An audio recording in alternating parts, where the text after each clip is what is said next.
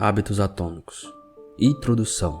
Minha história. No meu segundo ano de ensino médio, acertaram meu rosto com um taco de beisebol. Quando meu colega fez um movimento para pegar impulso para a tacada, o bastão escorregou de suas mãos e veio voando em minha direção, até me atingir diretamente entre os olhos. Não tenho lembranças do momento do impacto. O taco estatelou em meu rosto com tanta força que esmagou meu nariz, deixando-o com um formato bizarro de U. A colisão fez com que o tecido mole do meu cérebro chacoalhasse no interior do meu crânio. Imediatamente, uma onda de inchaço surgiu em toda a minha cabeça, e em uma fração de segundo tive o nariz quebrado, várias fraturas no crânio e 2 órbitas oculares estilhaçadas. Quando abri os olhos, vi pessoas me encarando e correndo para ajudar. Olhei para baixo e notei manchas vermelhas nas minhas roupas. Um dos meus colegas tirou a camisa e a entregou para mim, e eu a usei para conter o fluxo de sangue escorregando do meu nariz quebrado. Chocado e confuso, eu não sabia a gravidade com que me ferira. Meu professor passou o braço em volta do meu ombro e começamos uma longa caminhada até a enfermaria. Atravessamos o campo, descemos a colina e voltamos para a escola. Mãos aleatórias apoiavam meu corpo, me mantendo na vertical. Caminhamos devagar, sem muita pressa, e ninguém percebia que cada minuto importava. Quando chegamos à sala da enfermeira, ela me fez uma série de perguntas. "Em que anos estamos?", perguntou ela. Eu respondi: 1998, mas na verdade era 2002. Quem é o presidente dos Estados Unidos? Bill Clinton, eu falei. Era George W. Bush. Qual era o nome da sua mãe? Ela perguntou. Eu falei, Eu parei, 10 segundos se passaram. Pat, falei casualmente, ignorando o fato que tinha levado 10 segundos para lembrar o nome da minha mãe. E essa é a última pergunta do que eu me lembro. Meu corpo era incapaz de lidar com o rápido inchaço do meu cérebro e eu perdi a consciência antes da chegada da ambulância. Minutos depois, fui transportado até o hospital local e pouco depois de chegar, meu corpo começou a se desligar. Eu tinha dificuldades com funções básicas como engolir e respirar e tive minha primeira convulsão do dia. Então, parei de respirar completamente. Enquanto os médicos corriam para me fornecer oxigênio, também decidiram que o hospital não estava equipado para lidar com a situação e requisitaram um helicóptero para me transferir para um hospital maior em Cincinnati. E eu saí da sala de emergência e fui em direção a L. Do outro lado da rua, a maca sacudia pela calçada esburacada enquanto uma enfermeira me empurrava e bombeava manualmente oxigênio. Minha mãe, que havia chegado no hospital alguns momentos antes, subiu no helicóptero ao meu lado e eu permaneci inconsciente e incapaz de respirar sozinho, enquanto ela segurava minha mão durante todo o voo. Enquanto minha mãe viajava comigo no helicóptero, meu pai foi para casa ver como estava meu irmão e minha irmã e dar a notícia para eles. E ele sufocou em as lágrimas ao explicar para minha irmã que não poderia ir à sua formatura de ensino fundamental naquela noite. Depois de deixar meus irmãos aos cuidados de familiares e amigos, ele também foi para Cincinnati encontrar minha mãe. Quando minha mãe e eu pousamos no hospital, uma equipe de quase 20 médicos e enfermeiros correu para o L. e me levou para a unidade de trauma. A essa altura, o inchaço no meu cérebro havia se tornado tão grave que eu estava tendo repetidas convulsões pós-traumáticas. Meus ossos quebrados precisavam ser consertados, mas eu não estava em condições de ser submetido a uma cirurgia. Depois de outra convulsão, a terceira do dia, fui colocado em coma induzido em um ventilador. Meus pais já conheciam aquele hospital. 10 anos antes, eles haviam entrado no mesmo prédio, no térreo, depois que minha irmã fora diagnosticada com leucemia aos 3 anos de idade. Eu tinha 5 anos na época e meu irmão tinha apenas 6 meses. Após 2 anos e meio de quimioterapia, punções na coluna vertebral e biópsias da medula óssea, minha irmãzinha finalmente saiu do hospital feliz e saudável e sem câncer. E agora, depois de 10 anos de vida normal, meus pais se encontravam no mesmo lugar, agora com outro filho. Enquanto eu estava em coma, o hospital enviou um padre e um assistente social para consolar os meus pais. E foi o mesmo padre que conversara com eles uma década antes, na noite em que descobriram que minha irmã tinha câncer. Conforme o dia se desvanecia da noite, uma série de máquinas me mantinham vivo.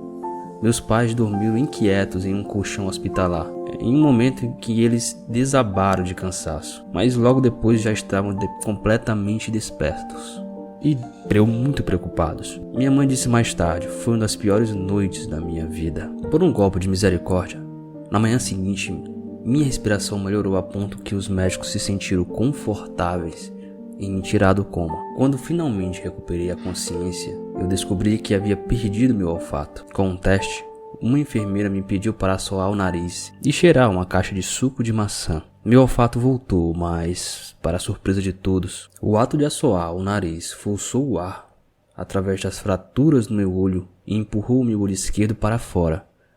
Meu globo ocular saltou da órbita, mantido precariamente no lugar da minha pálpebra e pelo nervo óptico que conectava ao meu cérebro. O oftalmologista disse que meu olho gradualmente voltaria ao lugar à medida que o ar saísse, mas era difícil dizer quanto tempo isso levaria. A cirurgia foi agendada para uma semana depois, o que permitiu mais tempo para a recuperação. E parecia que eu havia saído do lado perdedor de uma luta de boxe, mas fui liberado para deixar o hospital.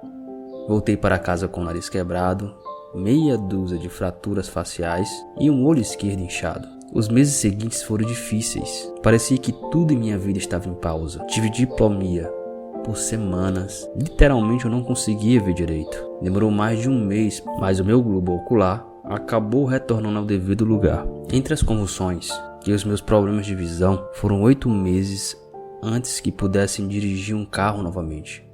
Na fisioterapia, praticava padrões motores básicos, como andar em linha reta, mas estava determinado a não deixar que a lesão me derrubasse. Mas houve mais do que alguns momentos em que me senti deprimido e subjugado. Fiquei dolorosamente ciente do longo caminho que ainda tinha pela frente. Quando voltei para o campo de beisebol 1 ano depois, e o beisebol sempre foi uma parte importante da minha vida, porque o meu pai, por exemplo, havia jogado na liga secundária pelo St. Louis Cardinals, e eu também havia sonhado em jogar profissionalmente.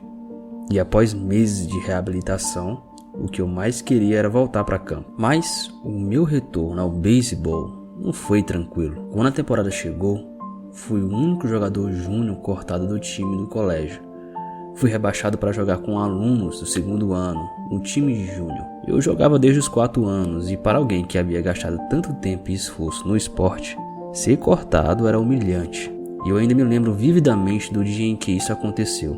Sentei no meu carro e chorei enquanto zapeava pelas estações de rádio, procurando desesperadamente por uma música que me fizesse se sentir melhor. Depois de 1 ano de determinação, consegui retornar ao time do colégio como sênior, mas raramente entrava em campo. No total, joguei 11 ciclos de beisebol na liga colegial principal no ensino médio, pouco mais de uma única partida. E apesar da minha carreira insossa no ensino médio, eu ainda acreditava que poderia me tornar um ótimo jogador e sabia que para que as coisas melhorassem, era eu que tinha que fazer isso acontecer. A reviravolta veio 2 anos depois da lesão. Quando comecei a cursar o ensino superior na Denilson University, era um recomeço, e seria lá que eu descobriria o surpreendente poder dos pequenos hábitos. Frequentar a Denilson University foi uma das melhores decisões da minha vida. Conquistei um bom lugar no time de beisebol e, embora por ser calouro estivesse no final da lista de escalação, fiquei emocionado. Apesar do caos dos meus anos de ensino médio, consegui me tornar um atleta universitário. Eu não seria o titular do time de beisebol tão cedo, então me concentrei em colocar minha vida em ordem.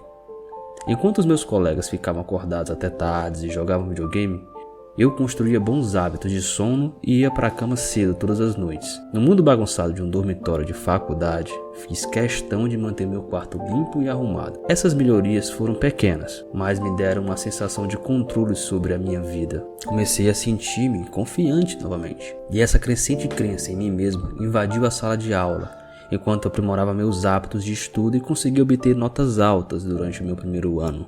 Um hábito é uma rotina ou um comportamento que é realizado regularmente, e em muitos casos de modo automático. Conforme cada semestre passava, eu acumulava pequenos, mas consistentes hábitos que acabaram me levando a resultados inimagináveis. Por exemplo, pela primeira vez em minha vida, criei o hábito de levantar pesos várias vezes por semana, e nos anos que se seguiram, Meu corpo de 1,93 de altura passou de franzinos 77 quilos para esguios 90 quilos. Quando meu segundo ano chegou, ganhei um papel de iniciante na equipe de arremesso. No penúltimo ano, fui eleito capitão da equipe no fim da temporada, indicado para a equipe de estrelas do ano. Mas foi somente no último ano que os meus hábitos de sono, estudo, treinamento e de força realmente começaram a valer a pena. 6 anos depois de eu ter sido atingido no rosto com um taco de beisebol, levado para o hospital e colocado em coma, fui selecionado como o melhor atleta masculino da The Nielsen University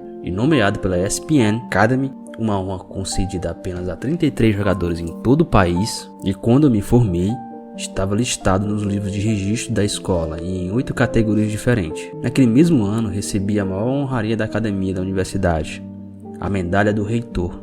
E eu espero que você me perdoe por isso. Parece soar pretensioso, não é? Para ser honesto, não havia nada de lendário ou histórico em minha carreira atlética.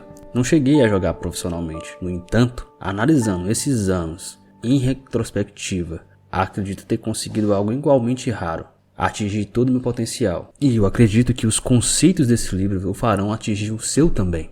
Todos nós enfrentamos desafios na vida, e essa lesão foi um dos meus. E a experiência me ensinou uma lição crucial. Mudanças que parecem pequenas e sem importância, a princípio, terão resultados notáveis se você estiver disposto a persistir nelas por anos. Todos nós lidamos com contratempos, mas em longo prazo a qualidade de nossas vidas depende da qualidade dos nossos hábitos. Com os mesmos hábitos, você terá os mesmos resultados, mas com melhores hábitos, tudo é possível. Talvez existam pessoas que consigam encontrar o sucesso incrível da noite para o dia. Não conheço ninguém assim e certamente não sou uma delas. A única maneira de eu fazer progresso, e era a única escolha que eu tinha, era dar pequenos passos. E eu empreguei essa mesma estratégia ao longo dos anos, quando comecei meu próprio negócio e quando eu comecei a trabalhar nesse livro.